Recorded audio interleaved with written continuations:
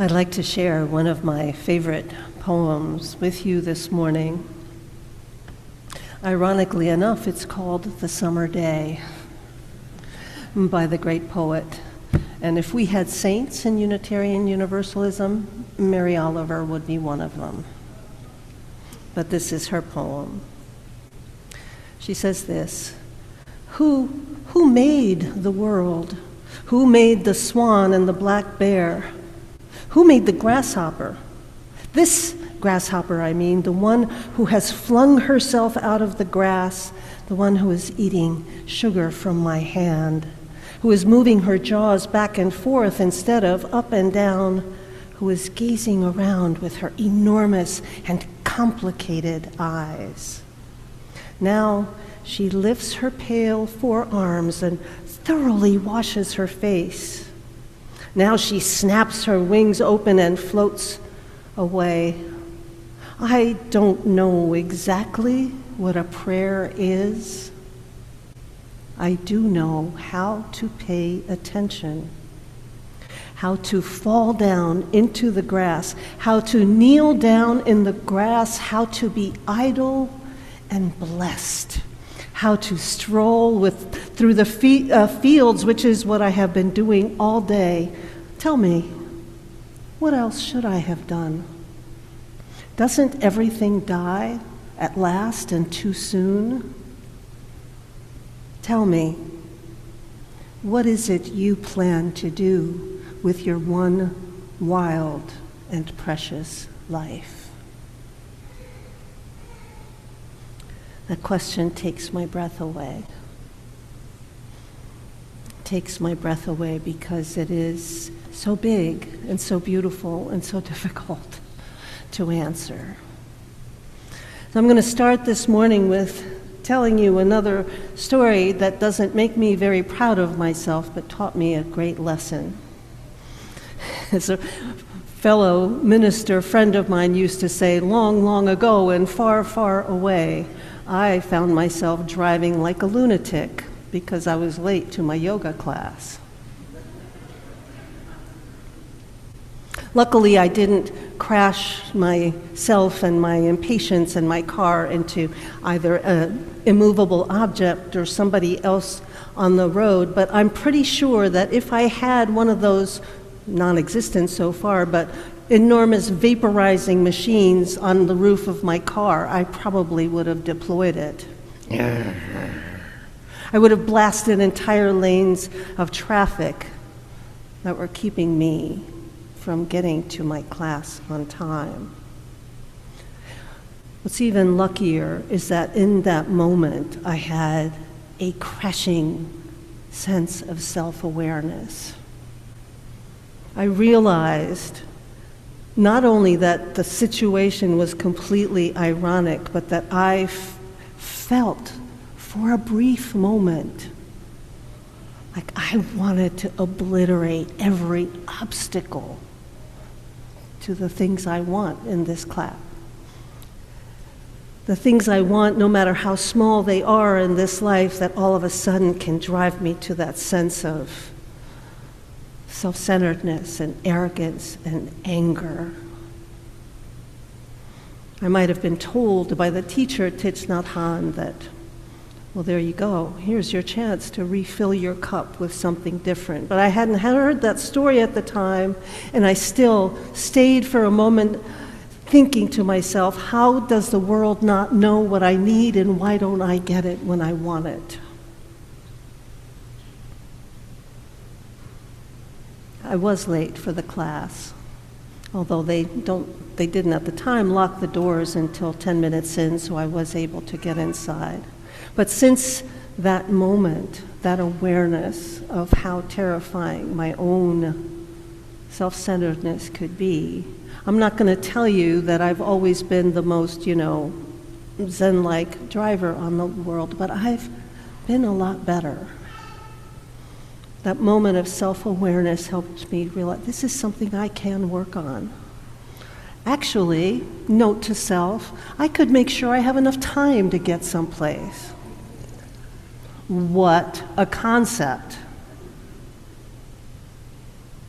I could take care from my own awareness, from my own learning and my own desire not to do harm in the world, I can take care of those things about me that stand in my way.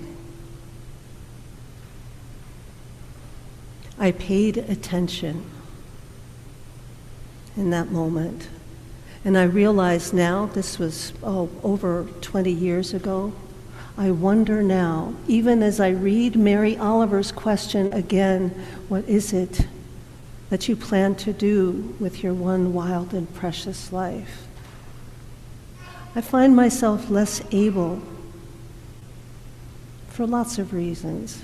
I find myself sometimes less able to focus the way I want to pay attention. There are so many distractions. I want that grasshopper not to be a distraction. I want it to be the miracle that I see every day. The gurglings of a baby or two. New faces coming in to be welcomed in this community. The joy of seeing the light through our stained glass window. The joy of seeing your faces. I've come to know so many of you so well. But my attention without my giving consent, my attention and the attention of hundreds of millions of other people has been hijacked. It has been hijacked by enterprises that make a surprising amount of profit from our minds. Now these statistics, I'm sure, will continue to be revised, but there is a kind of consensus among folks who study these things that each of our individual attention is worth, any guesses how much per day to the powers that be? Somewhere around $820. Which means that on average, the attention that most of us, unwittingly give to the distractions in our world can come close to being $300,000 a year in what is now known as the attention economy. That's a lot. I mentioned Dr. Gloria Mark earlier when I began this service. She's the Chancellor Professor of Informatics at the University of California in Irvine. And when she began studying with her team our attention spans roughly 20, 25 years ago, at that time were 2.5 minutes, which is no great achievement, but now it's 47 seconds. So in the span of less than a quarter of a century, on average, of course, the people here have much better attention span, have really decreased, which is theft. It's theft. I'd say more than that, because we didn't consent, it is abuse. And the irony of it is that our attention is being misdirected and distracted and taken away from our own cups at a time when the world needs our attention more than ever. Am I right? The world needs us to see both the miracles and the truth. And the truth, no matter how overwhelming it might be, and we have to take care of ourselves, of course, in the process, but our world needs us to have attention and some level of mindfulness and some level of kindness in our cups so that we can grow in the ways that our world needs us to grow. We're going to explore this topic together a little bit later in the month, because I don't want to dwell this morning on all the kind of shocking information that continues to be compiled. The other irony is that I'm not going to guess a percentage because I have no idea, but a great deal of our attention is being used to create more and more giant research machines to figure out how to take even more of our attention. Okay, that ticks me off. I don't know about you all, but that's really annoying. I find that really distracting. So here we are, right? If I get distracted by, a headline, if I find myself watching news channels obsessively, which I do because somehow if I get trapped in this outrage machine, if I get trapped, I feel like I'm doing something, which I'm not. Because that 45 minutes or that hour or that 2 hours is keeping me from reclaiming my birthright, our birthright. So how do we heal? How do we reclaim what has been taken from us without our consent? So I'm going to share with you some thoughts and some possible spiritual practices that might be good for us to ponder together. The good news is that being face to face with other human beings and in real conversation with other human beings is a wonderful way to heal. So if you needed more motivation to stay for coffee hour other than great coffee and delicious goodies, that's a real motivation. The more we look at one another in the eyes and the more we realize that presence of one another, the better we can claim our own attention for our own cup. I'm going to share some wisdom. Some of you may have read or heard of Gabor Mate, who is a physician, a trained physician and an expert known around the world in trauma and trauma recovery. And he's dedicated all of his life to healing the things that keep us from being fully ourselves.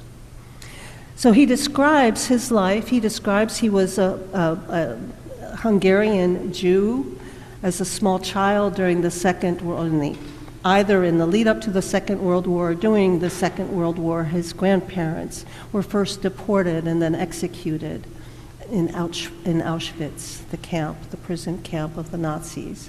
And his mother, who was terrified, not only, of course, for her own safety, but for his safety, she sent him away to a place of safety when he was very young. And he was gone for at least a year, maybe longer, but when he came back, that time that his mother and he needed together in order to form the bond that is so crucial for so many, that time had passed, and he didn't know who she was, and she frightened him. And he carried that loss. He'll talk about it still, and he's well into his 80s. And one day he was sitting across a table having coffee with a great friend and colleague of his who's another world-renowned expert, Bessel van der Kolk, who has studied trauma and who's written extraordinary books about how it changes our bodies and our minds. And the two of them were chatting. This was about 10 years ago. And Bessel looked at him and said, "Gabor, you don't need to drag Auschwitz around with you all the time." And as he describes this, Gabor Mate says, "My friend saw me in that moment, and he gave me permission to let go of my mental prison camp and to devote," he didn't use the word attention, but to devote my attention and my energy to the places where I authentically want to devote them. And so he literally spent 10 years writing, I think, an extraordinary, in my opinion, of course, extraordinary book called The Myth of Normal. And in this book, he describes things we can practice and become aware of to reclaim ourselves and to reclaim what it is that we put on our cups. So there are 4 A's, which makes it easier to remember. And the first one is awareness. The moment of awareness that came to me when I realized I was driving like an insane person. The moment of awareness, when we have awareness. Did I just spend 2 hours playing Candy Crush? I've done that. It's awful, right? Did I just spend X amount of time rewatching the same news items being replayed over again? Whatever it is, whatever distraction feels like will somehow keep us together. That awareness is a really important step, because without it, we can't move forward. Is that awareness who we really are? Are we authentically? Did we write in our book of life, did we answer Mary Oliver's question by saying, aha, I want to spend my life on Facebook? Not even the tech oligarchs allow their kids to spend their lives on Facebook. That'll tell you how great Facebook is for your world. Agency. Taking action, recognizing that even though, good Lord, it feels, especially in this time in our lives, like what can we do? In that sense, I don't know about you, but that sense that sometimes, it came over me yesterday when I learned that, oh yeah, okay, we've invaded Iran. What can I do? I can be present. I can be with all of you. I'm someone who prays, so I can pray. I can think it through and take action and regain the power that I have. One of you spoke about determination, and that's what you were talking about in your own wonderful words. Making the determination. Getting angry. Now, had I had the weapon of mass destruction, those nice ladies on the main line who were living their best lives wouldn't be here today among us, but luckily I didn't have that weapon of mass destruction. The anger in itself is neutral. It can awaken us. If some of you were not aware of some of the things I've shared this morning, and maybe you feel angry, you know that sense when your leg falls asleep and you go, ouch, when it wakes up? Waking up is an ouch, but it can move us forward into our authentic selves. And the last A is acceptance. So you and I are here in a Unitarian Universalist congregation in a faith tradition that above most things puts truth at the top. Learning, having the courage together to pursue and learn the truth, not only the truth of our own spiritual path, but the truth that we are facing in this world is hard work. But we can do that together. We can do that together. And we can use agency together. And we can find our authentic selves. And we can raise awareness. As a Unitarian Universalist, if I distract myself, I'll never be free. Freedom doesn't lie in our distractions, it lies in our attention. As the teacher from Nazareth once said, the truth will set you free. And I'll just remind us, none of us are free until all of us are free. Amen, dear ones. Ashe, and blessed be.